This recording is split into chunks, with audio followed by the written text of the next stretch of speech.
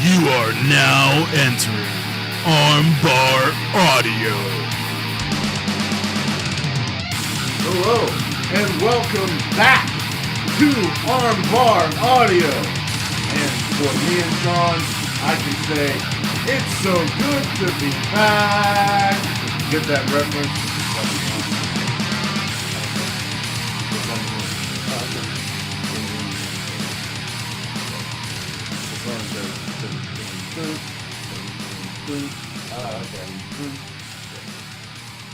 Alright, so I collapsed, I think? Yeah, that is totally good. Welcome back, folks. We have missed you guys immensely. We're glad to be back. We're glad to have wrestling worth talking about again. I guess I'll say that. Happy that this whole COVID thing is starting to slow down. And it's made it so that we can get back together and make this shit happen for y'all every single week. It's time to get back into it.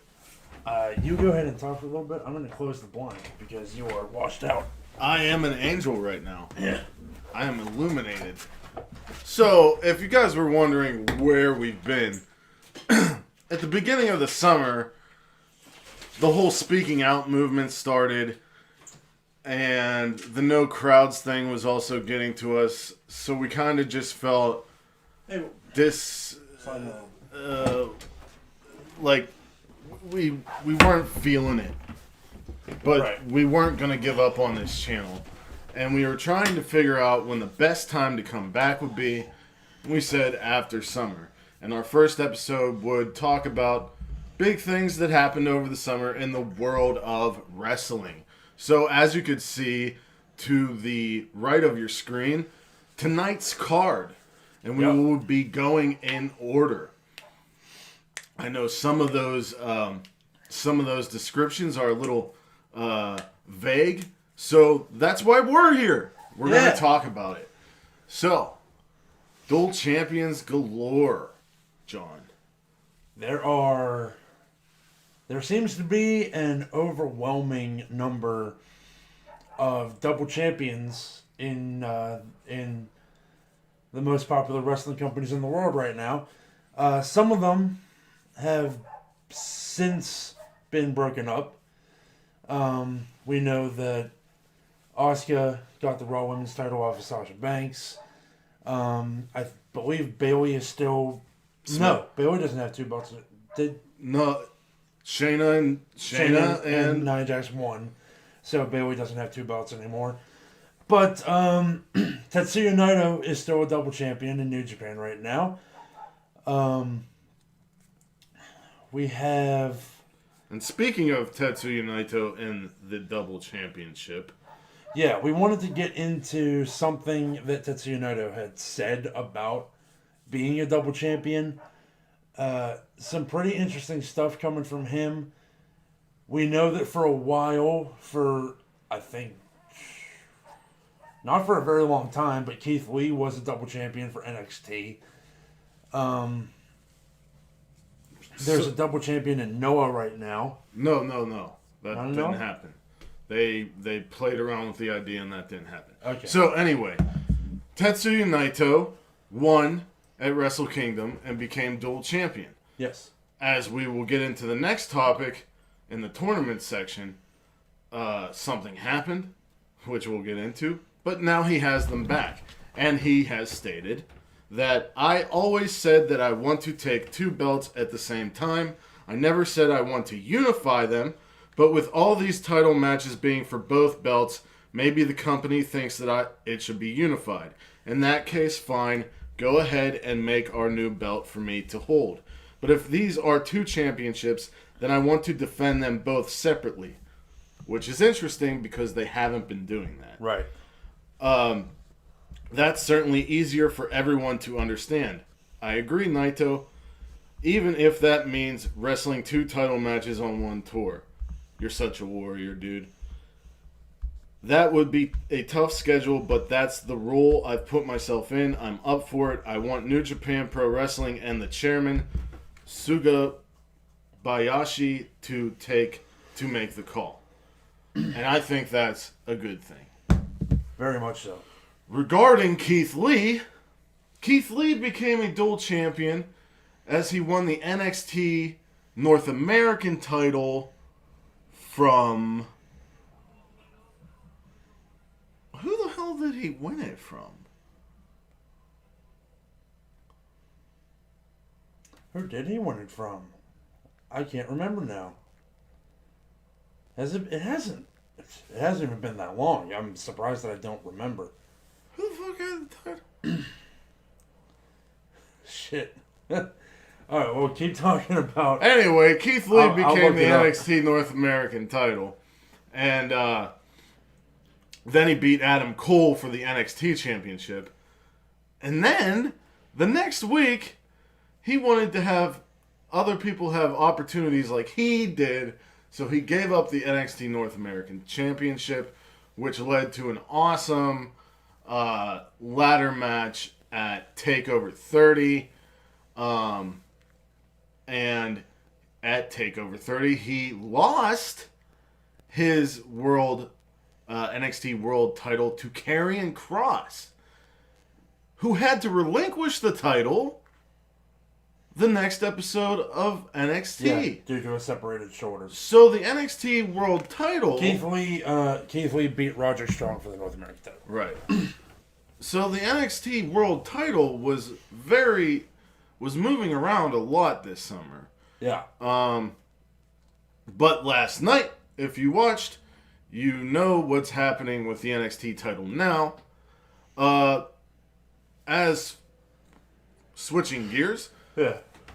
Pro Wrestling Noah earlier this summer had their national champion, which is like their secondary title, and their world title, GHC. Go Shiozaki faced Marufuji, and he beat him in a fantastic match. And Kino beat Nakajima in a fantastic match. And then Kino and Shiozaki went to a 60-minute time limit draw. So they both retained their titles. But the upcoming tournament in Noah, the winner gets a title shot. So I can see them revisiting this match, as I believe all four of those guys are in the bracket. There was a lot of wrestling this summer, guys. A lot of wrestling. Yeah. And a lot of tournaments. Lots of tournaments. Most notably, the beginning of the summer saw the return of New Japan Pro Wrestling. As such, it saw the return of the New Japan Cup, which had originally, it looked like it had just been fully canceled, but they decided to go ahead and put it on when they were able to come back. The New Japan Cup went from the beginning, I want to say the beginning of May to right around the end of May. So the entire month of May was the New Japan Cup.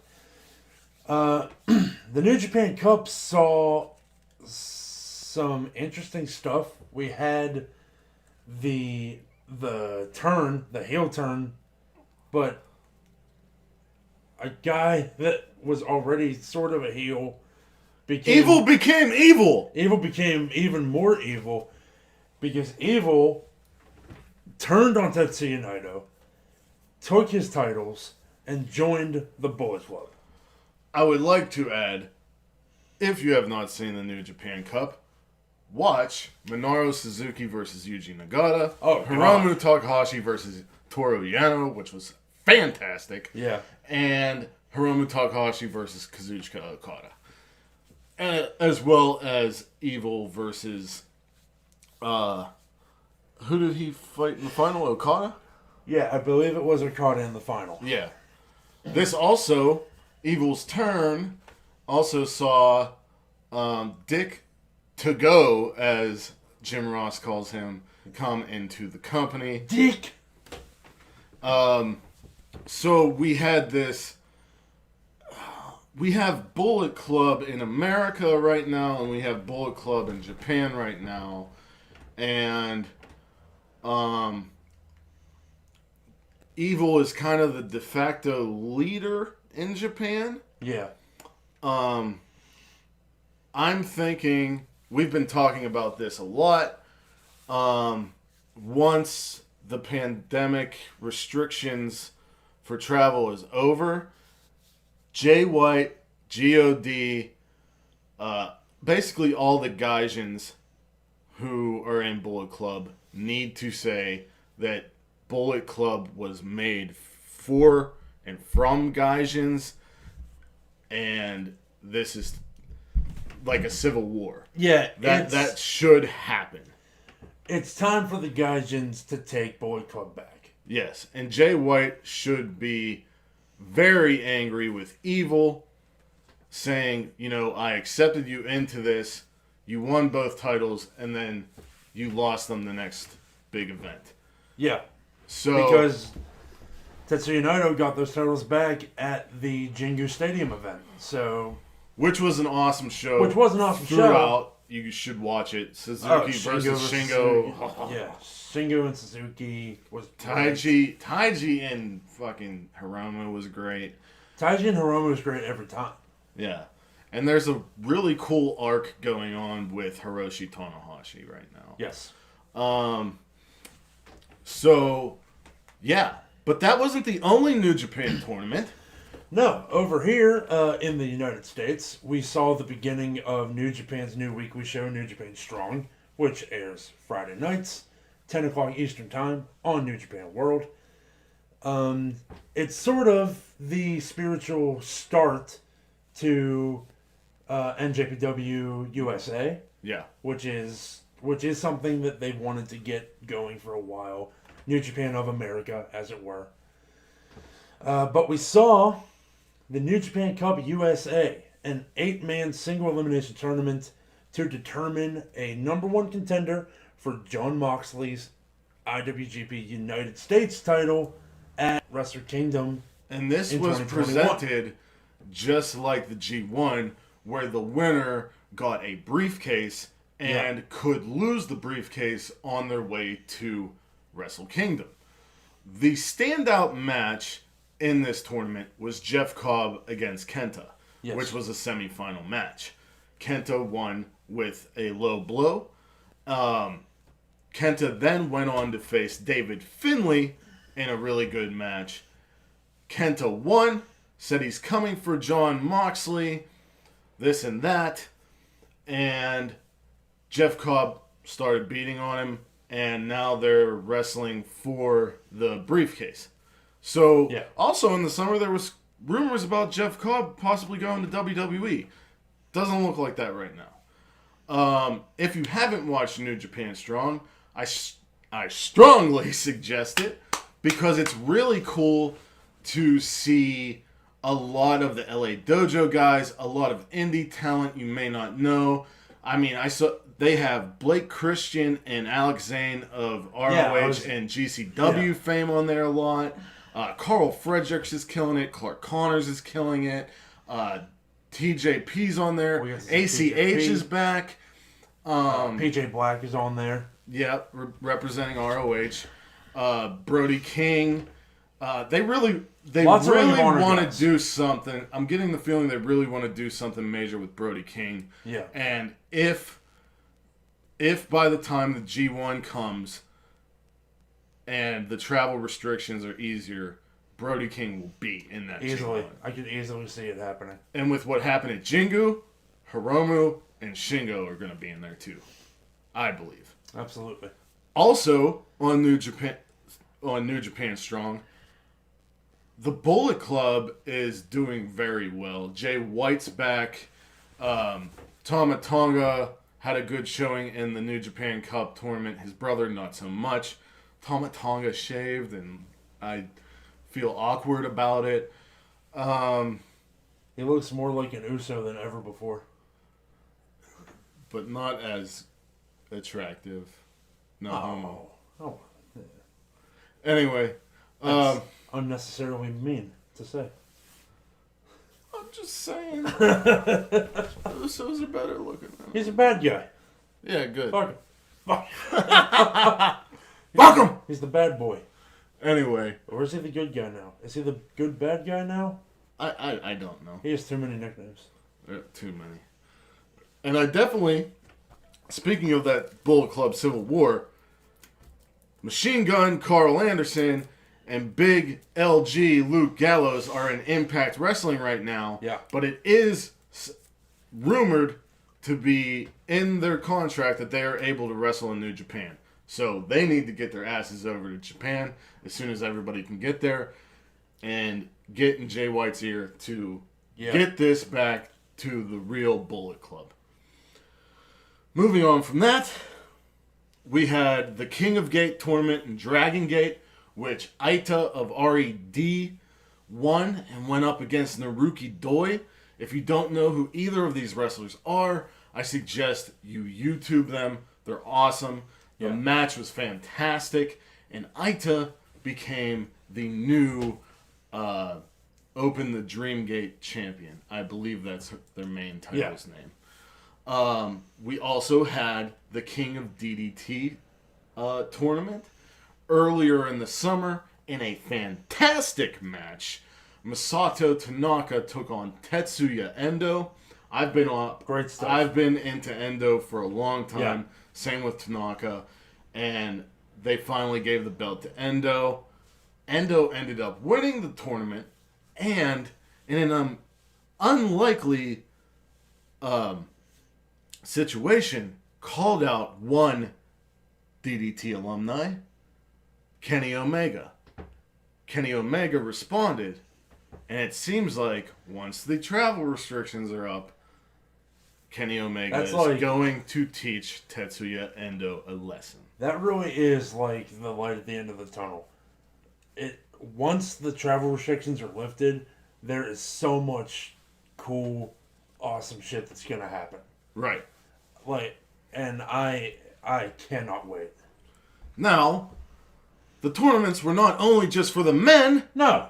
There is an ongoing tournament in Japan, in the biggest Joshi promotion. Like right now? Yeah, they're on, it's very separated. Okay.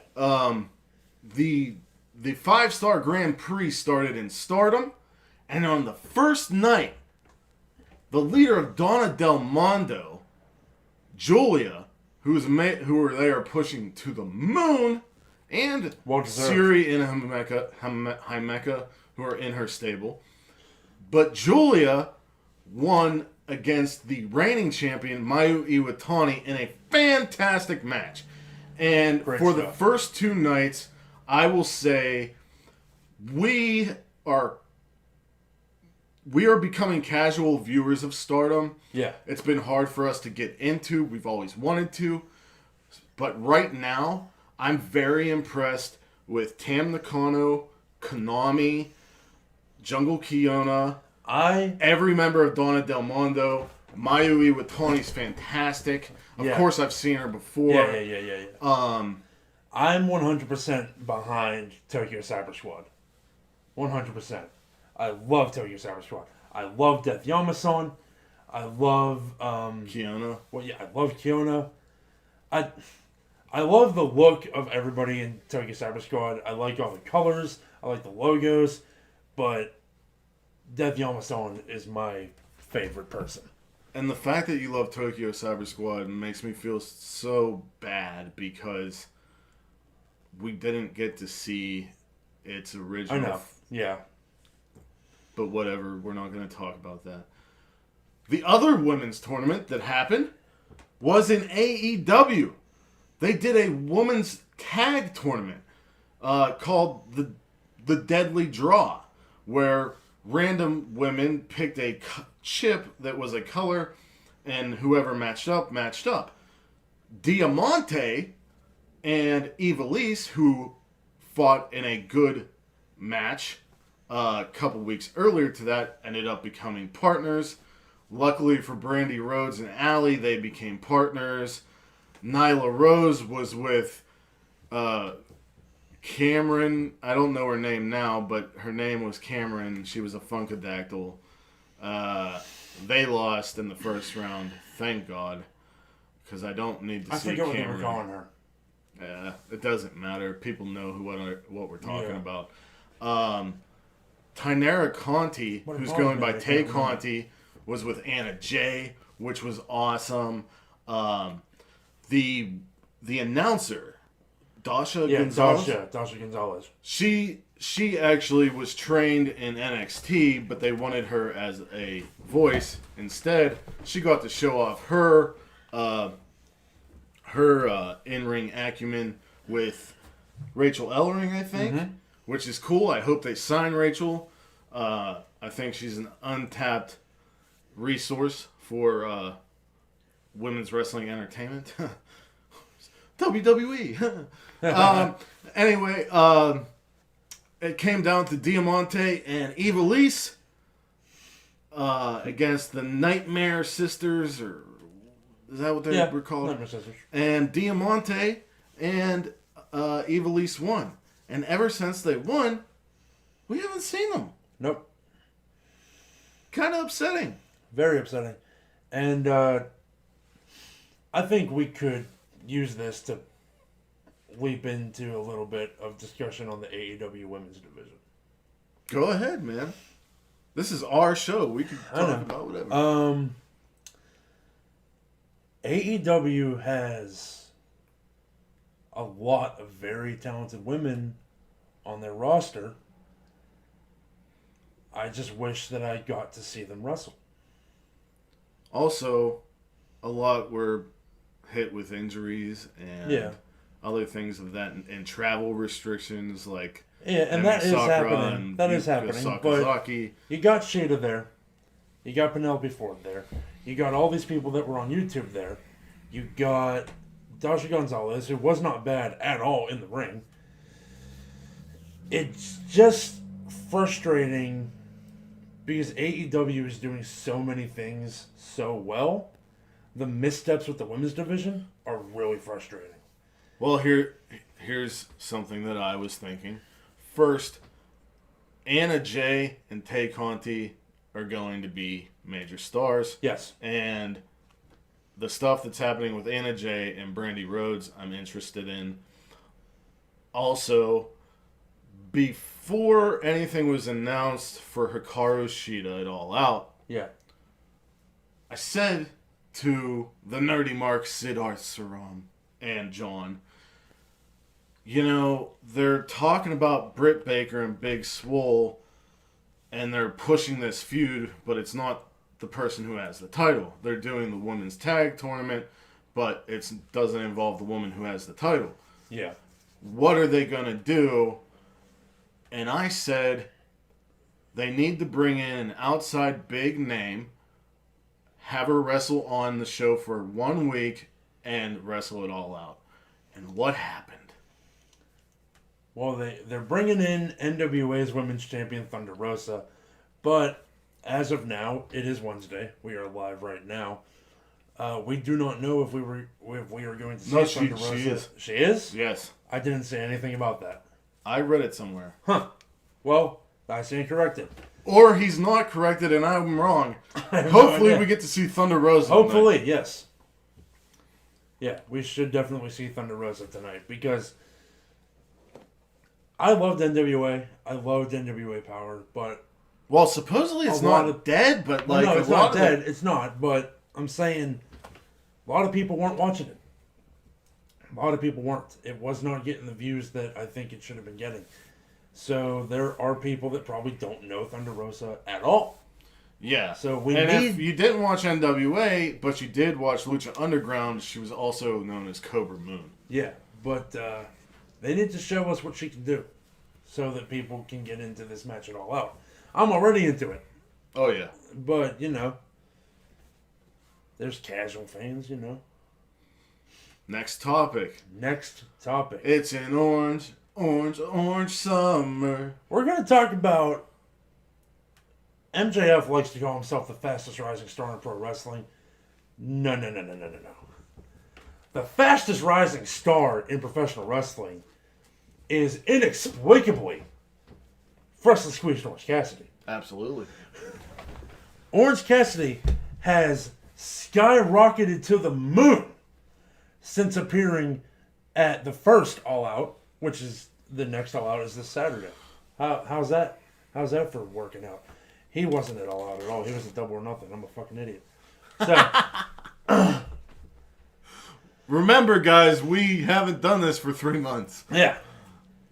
Shows up at Double or Nothing in the Casino Battle Royal. Crowd goes bananas for a man named Orange. Hey. Joins up with the Best Friends as sort of a manager role. Gets a match. I think the match with Pac was at All Out. Mm-hmm. Gets the match with Pac at All Out. And everybody goes, what the fuck? This guy can wrestle?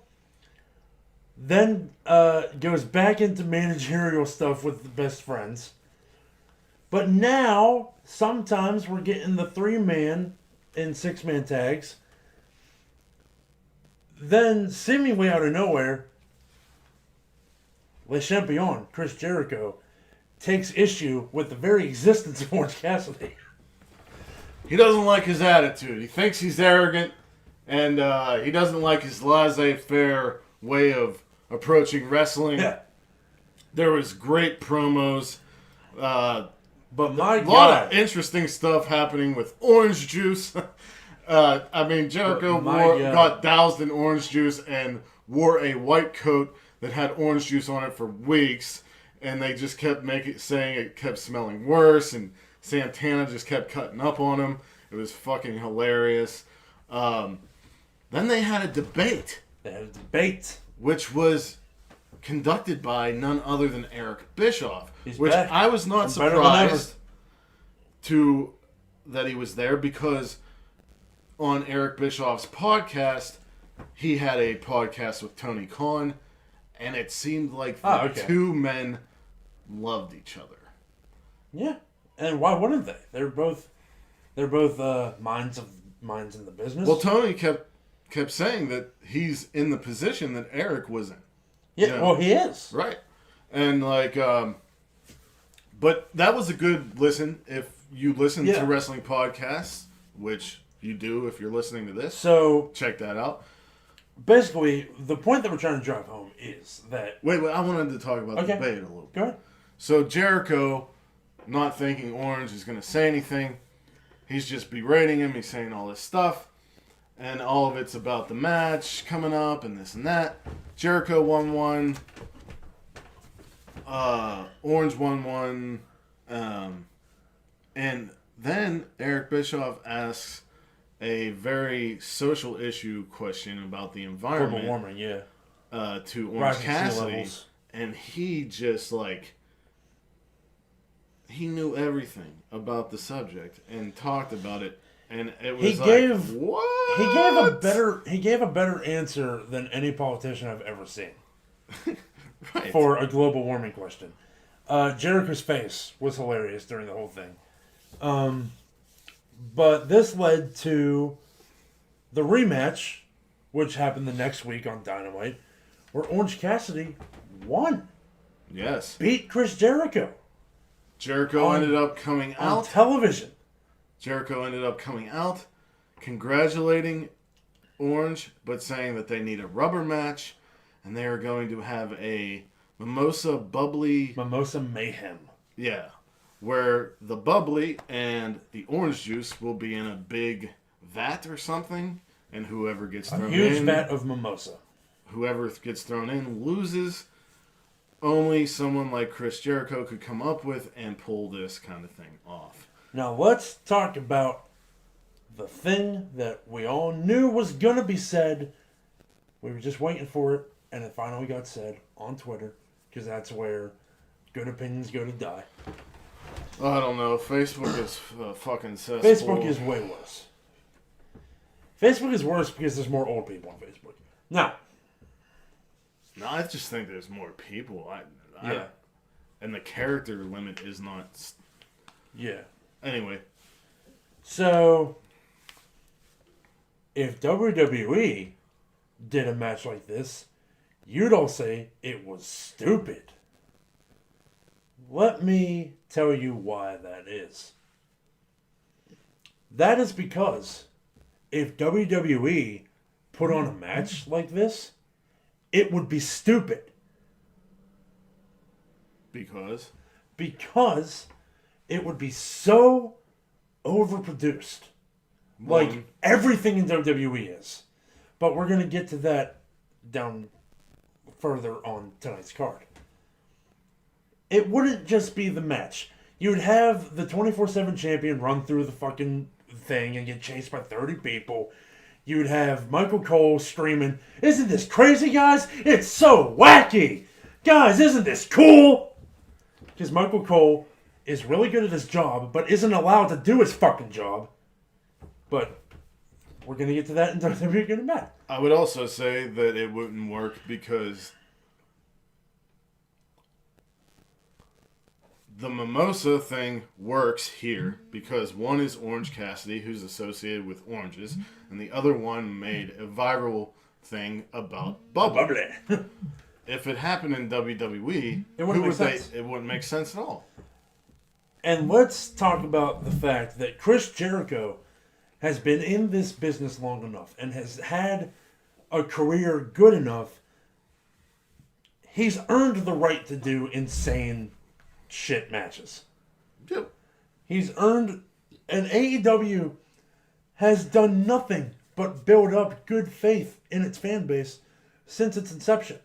So, the thing about the Mimosa Mayhem match is that we trust AEW to do something weird without making it stupid. You know what I mean? Yes, So because that's they've proven that they can. Yeah. I mean, look at the Stadium Stampede. Stadium James, Stampede was... I'll never buy you a Coke. I'll just drink all your Mountain Dew then. Fuck you. No, anyway.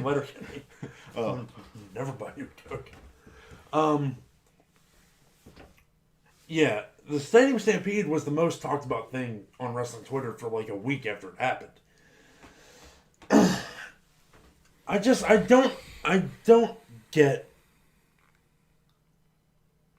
don't understand the stance that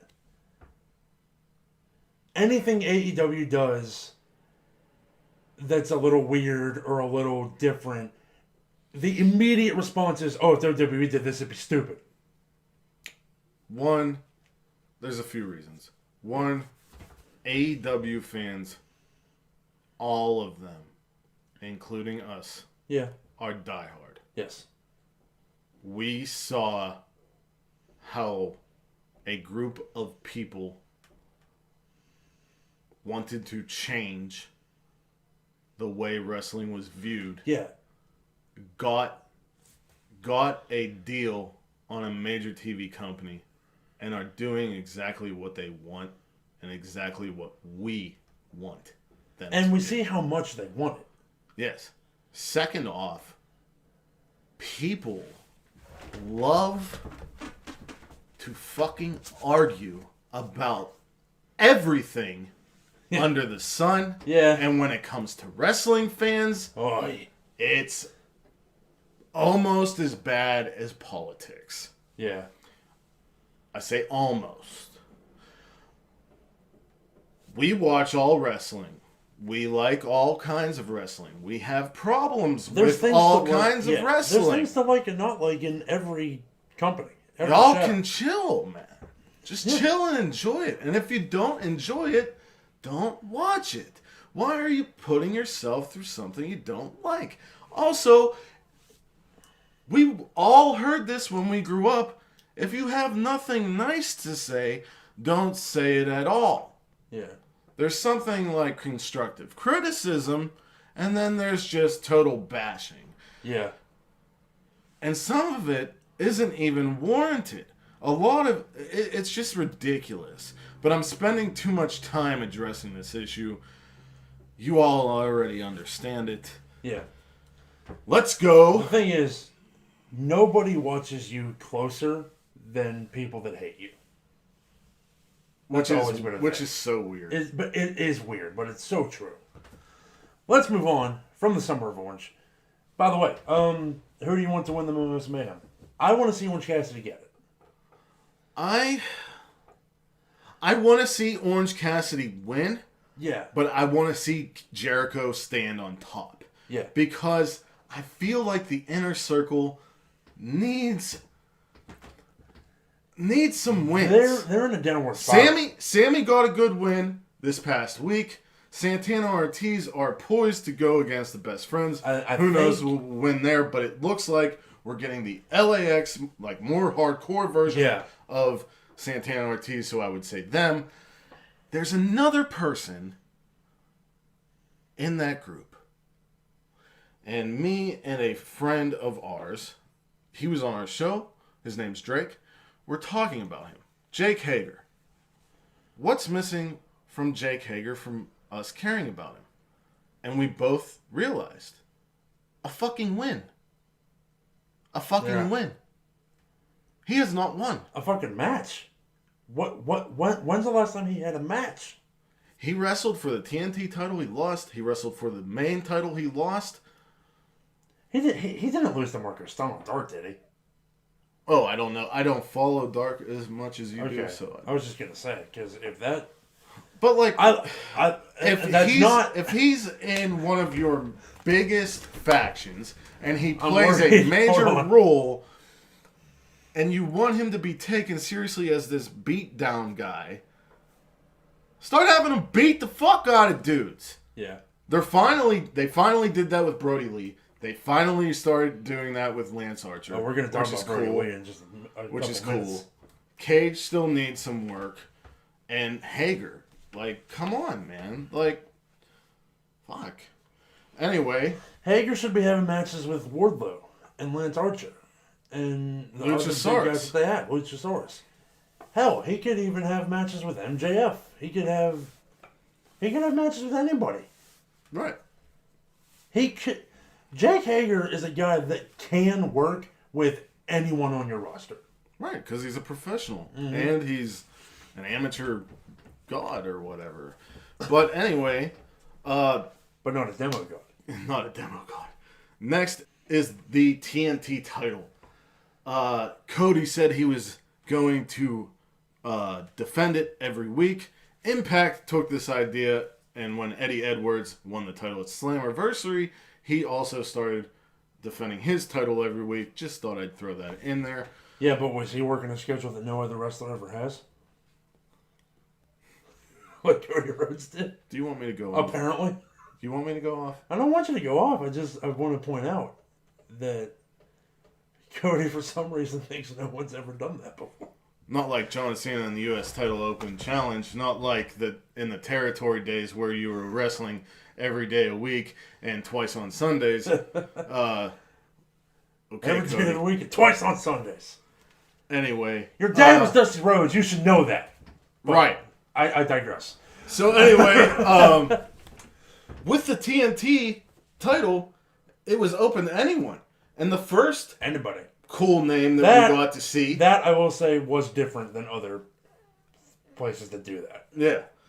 First, we got to see Absolute Ricky Starks from NWA. Who wound up getting signed. Who ended up getting signed the night of his match. Mm-hmm. So did Abaddon. Yeah. We covered that in one of our previous shows.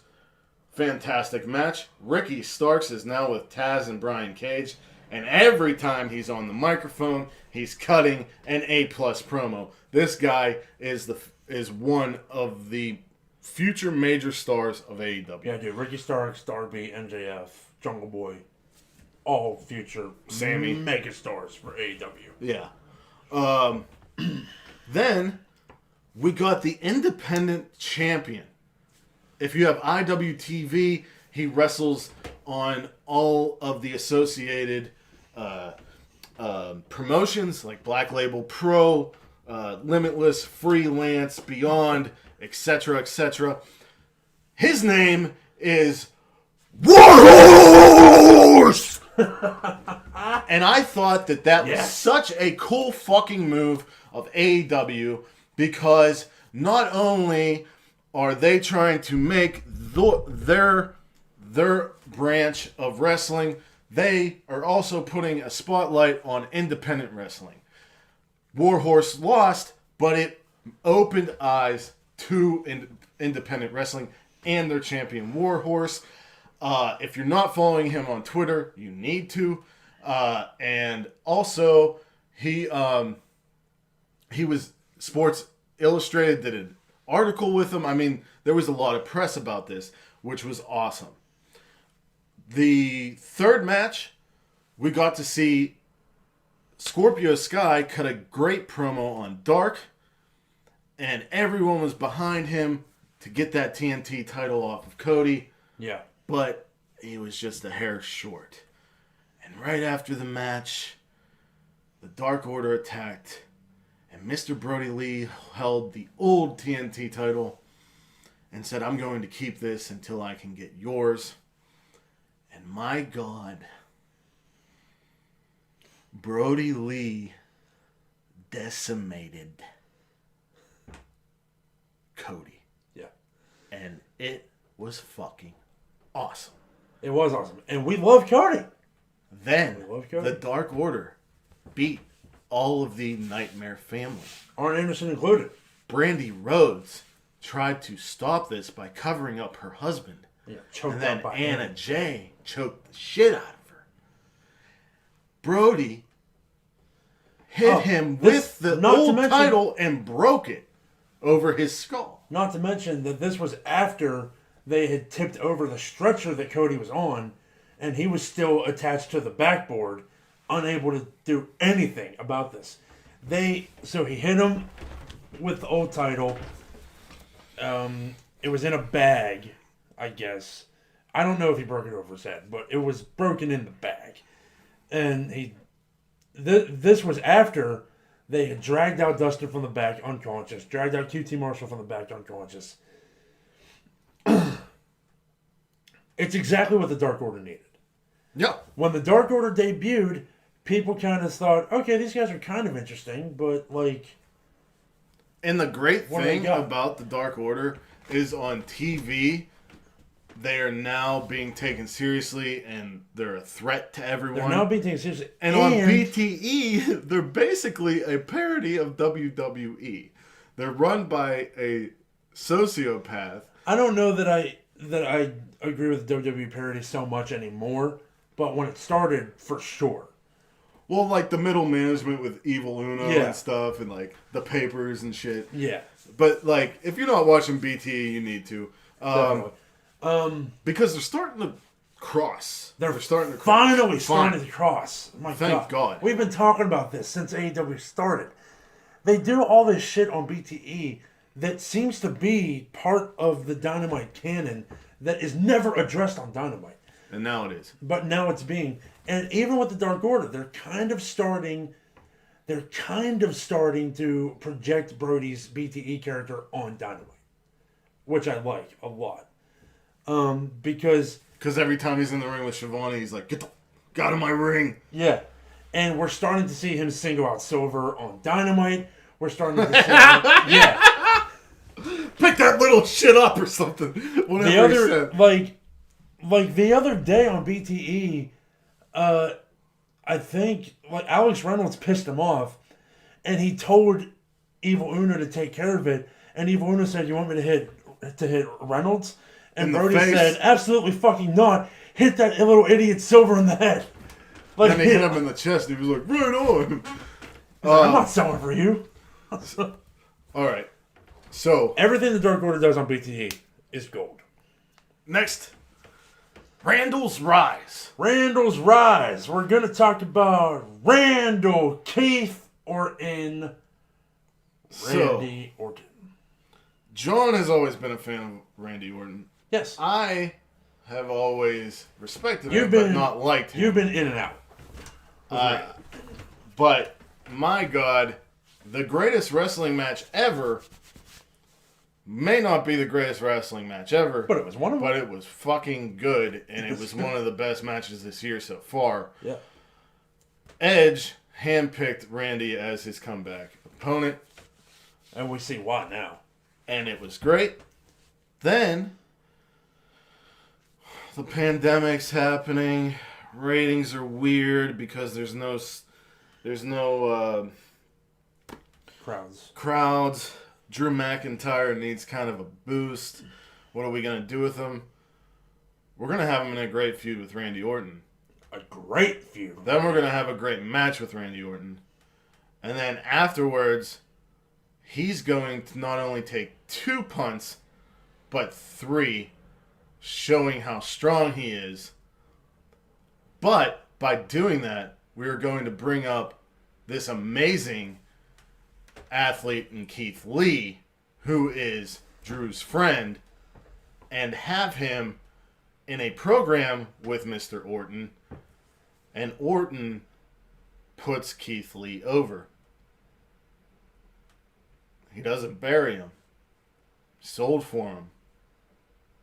He had good promos with him. Yeah.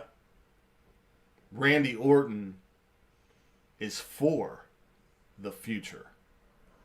Randy Orton is an asset. And this is a guy that not always has been. But he is now. I don't know. Well, he was with Daniel Bryan. He was with Daniel Bryan. He was. And I don't know what happened with Randy. If he had, like, a serious discussion with management or something. But Randy is 100% now at the top of his game where he hasn't been for a few years. And he's at the point now where he has become the new Jericho. Where he is there for WWE. For sure. For WWE. I know what you're saying. Like he's selfless and he's selfless. He's putting on good promos with new guys. He's putting them over. I was dumbfounded that they gave Keith Lee a clean win in the middle of the ring against Randy Orton on his first main roster pay-per-view singles match. Which was in the same week as his main roster debut. Yeah. It's fantastic. And I'm so happy that Randy seems to be in a place where he is so happy with his career now that he can finally become the Randy that we fell in love with. Yeah. You know what I mean? Of that and move forward with it and such. I love that he brought the Legend Killer gimmick back. Yeah. I love it. Messing with Flair and Shawn. Michaels. Putting out Edge in kayfabe and also kind of in real life. Well, accidents happen. But yeah. But god damn it, dude. Randy Orton. Every time you think he's done. Phoning it in. He comes back. Right. Stronger than ever. So, our last topic. WWE. Good and bad. I'm going to start off the good conversation. Yeah. SmackDown. Intercontinental title championship tournament. Awesome. AJ Styles versus Daniel Bryan for the IC title. Amazing. Awesome. Daniel Bryan telling AJ Styles he should be a fighting champion, and to the chagrin of AJ, he ended up being that. And they're pushing underutilized talent in that role, like Gran Metalik and such, and Drew Gulak, and I loved it. Yeah. Matt Riddle made his debut, beat AJ Styles. Then he had a title match, and he lost. That's okay. Ended up feuding with Baron Corbin. Good shit. Good shit. Big E got the blessing from Kofi Kingston that he's okay with him going singles. Big E is doing great. Sheamus is doing great. When I get to see Chad Gable, he's doing great. Now let's keep in mind Nakamura and Cesaro are tag champions. Yeah. Lucha House Party is entertaining. Bayley and Sasha have been carrying WWE.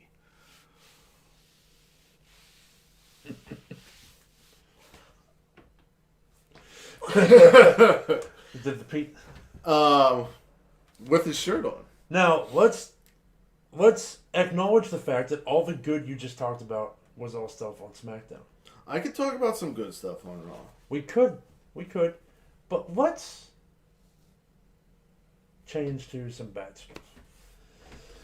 Well, I wanted to save the bad stuff for the end because well, no, we shouldn't. Okay. The bad stuff is more fun to talk about. Yeah. Baron Corbin, in that very same feud with Matt Riddle,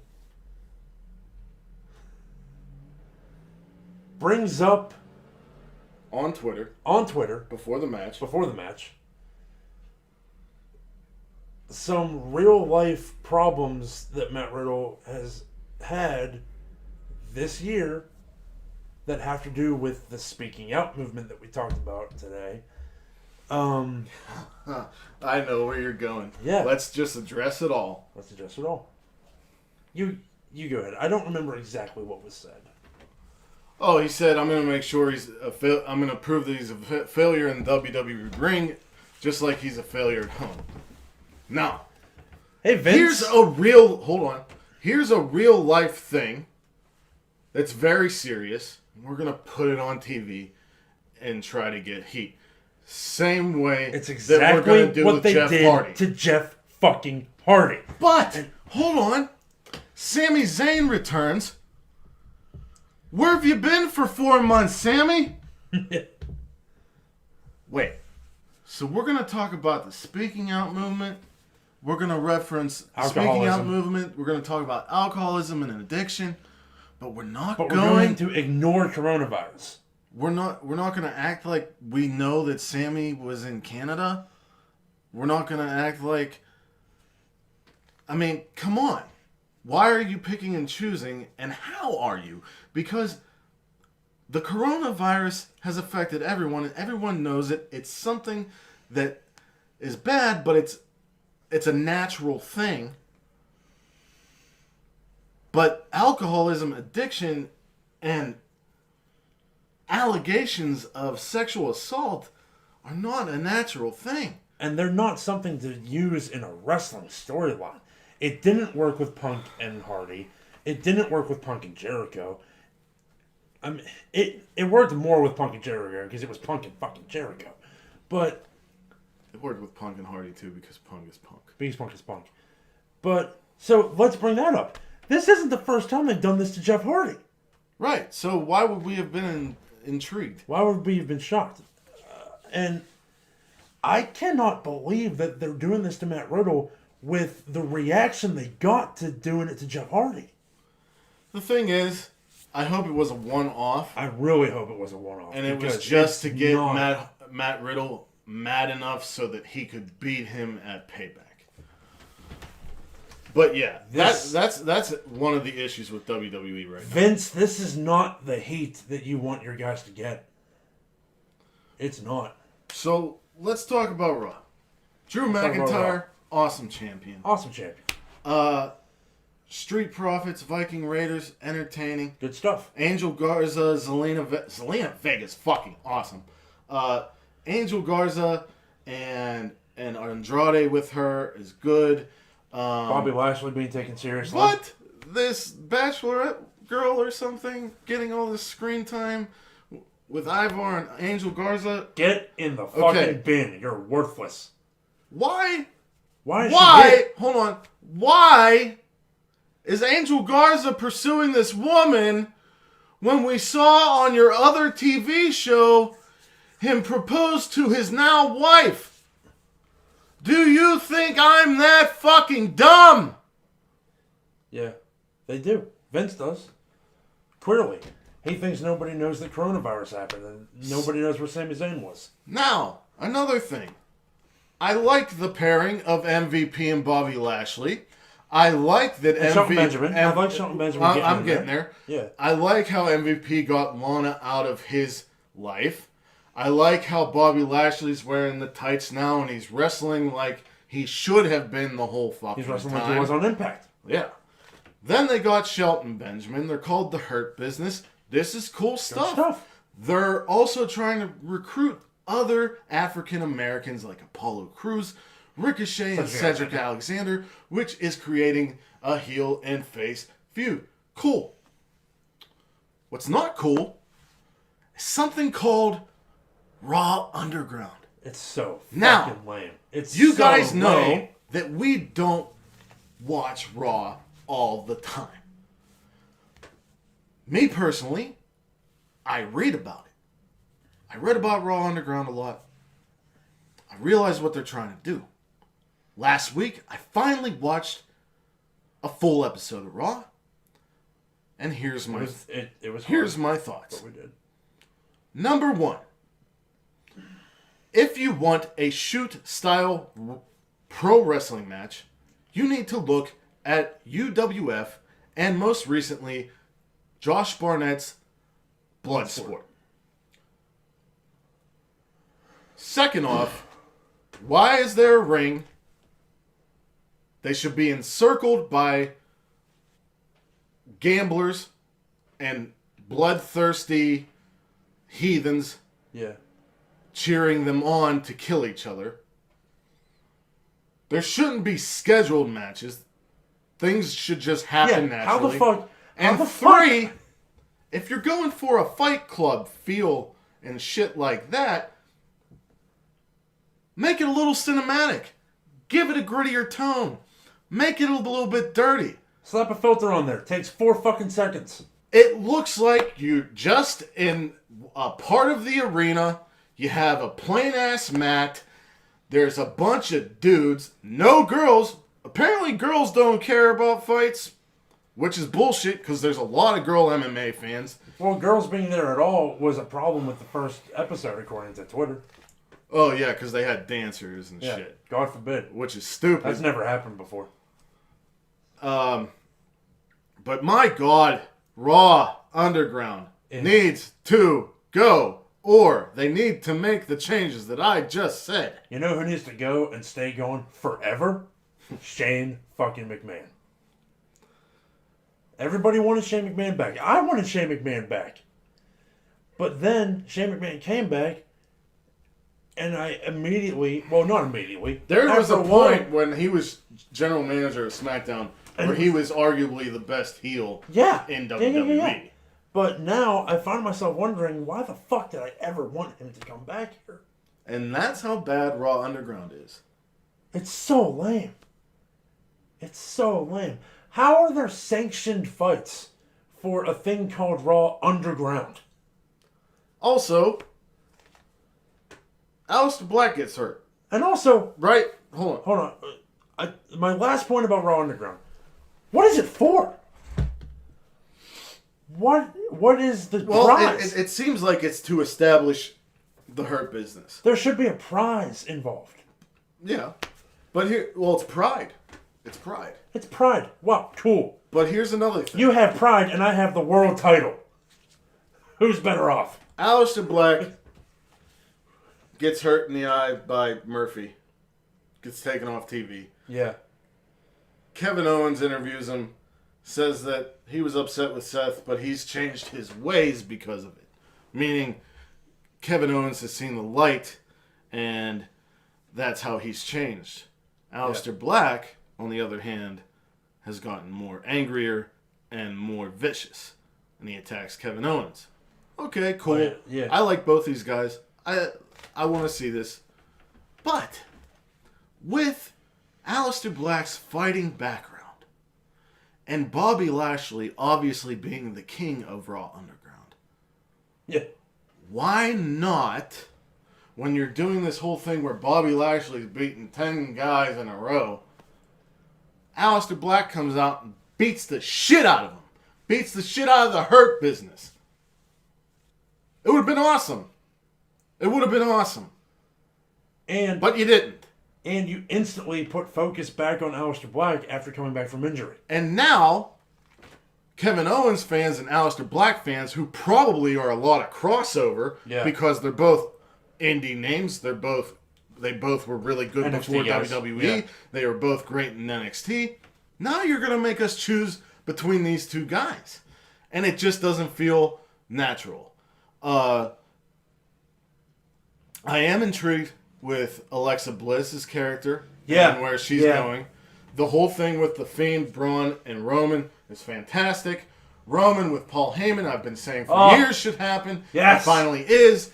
He's fucking awesome. He's a heel champion. Thank you, God. He's a heel champion. I don't care how long he holds the title. They're saying that he's going to hold it for a long time. Great. Do it. The man deserves it. He's been shit on ever since he went singles for reasons out of his control. And finally, hopefully, Smarks can get behind this because this shit's rad. Yeah, and I was getting really sick of the powers that be acting like they had no idea why nobody liked Roman. Pretending. Well, Vince doesn't like to admit he's wrong. He wants to push it and push it and push it and push it until. Well, yeah, he does. I see it as playing dumb. You see it as not wanting to admit that he's wrong. I think they're one and the same. I think the people are two sides of the same. The people that surround Vince are playing dumb, acting like they don't know why Vince's ideas don't work. Well, from Moxley to other people who've talked about it, those writers don't want to lose their job. Yeah, there has to be a lot of pretending that you don't know what's wrong. Right. I guess. Well, anyway. So, yeah, this was our comeback episode. Hopefully you enjoyed it. Let's talk about Payback a little bit before we get out of here. Yes. WWE Payback. Because that's the most recent thing that's happened for us. My thoughts on it, every match was good. Mysterio and Dominic versus Seth Rollins and Murphy was match of the night. But every match was good. Shayna Baszler getting pushed. Dominic, Matt Riddle, Keith Lee, Apollo Crews being in a more prominent role. Roman Reigns as a new character. Braun Strowman kind of as a new old character. Everything felt fresh to me. It didn't feel like I was watching another WWE pay-per-view. It didn't feel like, for the longest time, WWE pay-per-views felt like you were watching an episode of Raw. Yeah, it was, for a long time. And SummerSlam was fucking awesome. Payback was fucking awesome. They're on the up and up. Yeah. And I love to see it. Because I do love WWE. I don't hate WWE. I never have. We haven't talked about one other thing. Yeah. Well, we got asked in the comments, actually, about the Monday Night Messiah. Do you want to go into your thoughts on that character for a little bit? It's not really hitting for me. We have varying opinions. Yeah. The Monday Night Messiah isn't really hitting for me. I liked Seth Rollins the most when he was with the Authority and had J&J security. He's doing a good job at it. Yeah. It just makes me think Punk did this better. I think he needs more people than just Murphy. And that was the other thing that I was going to bring up. Yeah. 2 episodes ago on Raw. Before you do that, before you say that, I want to say, and just a very quick, a quick thought. Dominic Mysterio is the fucking man. I'm so proud of him. I watched him grow up. We both watched him grow up. Everyone in his life should be proud. Yeah. Everyone. He is so good. Especially Vince. He's so good already. He's already learning tiny detailed nuances. Well, you have to understand that he trained with Jay Lethal first and then Lance Storm. So yeah. He's so good. I'm so proud of him. Yeah. That's my thing. I'm proud of Dominic. So we had varying opinions about Monday Night Messiah. What's yours? Mine was that I think that it works sometimes and not others. It's working really well with the Rey Mysterio and Dominic thing. It just reminds me so much of Straight Edge Society. Yeah, it does. But and then when I get reminded of that, I get nostalgic. I miss, and then I think CM Punk was better in this role. And also, I get the music change, and the beginning of the music is totally Monday Night Messiah, but the rest of the song just falls flat for me. We're going to talk about Keith Lee's music? No. No. No. No, I want to remain positive on Keith Lee. I don't want to talk about it. You want to talk about Murphy? Oh, no. I wanted to talk about my main retribution. Point, yeah, my main point is they need more people. And I Seth think Rollins needs more disciples. And it was kind of like they beat the shit out of Ray and Dominic, but didn't go after Murphy and Seth when they're supposed to be like an anarchist group that attacks everyone. So why did that happen? It's also been speculated that it's been different people every week. Yeah. There's been after that moment happened with Dominic and Ray, a lot of people pointed out who each member was that night. Will they go forward with that? I don't know. We don't know why Retribution is doing what it's doing. And also, there was some... It's not dumb yet, because we still don't know why. It was getting dumb. It was getting to the point that it was dumb. But it's not dumb now, for one reason. Retribution, it has been confirmed that Retribution will be exclusive to Monday Night Raw. So hopefully, Retribution takes out Fight Club. Or Fight... What Underground? Underground? Raw Underground. Raw Underground. I hope to fuck, now that they're only on Raw, they fucking Molotov cocktail the fucking garage that they're doing that bullshit in. Now, here's the thing. How is an anarchist group gonna follow rules and only show up on Raw? Who knows, man? And that's another problem. It's wrestling. It's wrestling. That's another problem with WWE. Logic doesn't exist.